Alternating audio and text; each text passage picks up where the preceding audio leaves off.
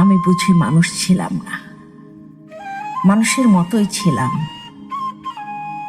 মানুষের মতো চোখ ছিল আমার।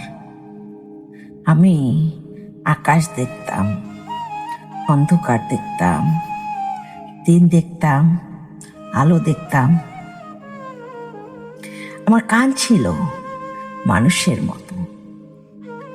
আমি সব কিছু শুনতাম, প্রকৃতির কথা, পাখির কিচিরমিচির শব্দ, আরো অনেক কিছুই শুনতাম আমি।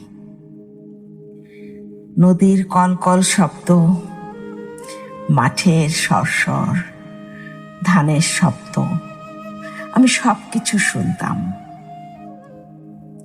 আমি মানুষের মধ্যে মানুষ হয়ে চলতাম, কিন্তু আমি আমি মানুষ ছিলাম না,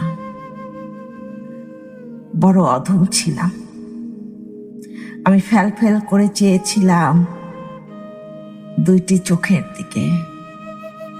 সেখানে আমাকে দেখেছি আমি মানুষ ছিলাম না, বরং সে মানুষ ছিল, যে আমাকে মানুষ মনে করেনি, যে আমাকে মনে করেছিল মানুষের মতো কষ্টপিণ্ড এক জীব। আমি মানুষ ছিলাম না।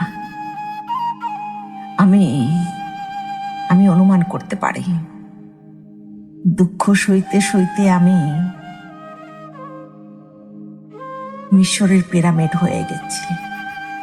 আমি দুঃখ সইতে বেশ পছন্দ করি, তাই তো আমি নিজেকে মানুষ বলে দাবি করতে পারি না, দাবি করতে পারি না। তাই তো আমি নিজেকে মানুষ বলে দাবি করতে পারি না, দাবি করতে পারি না।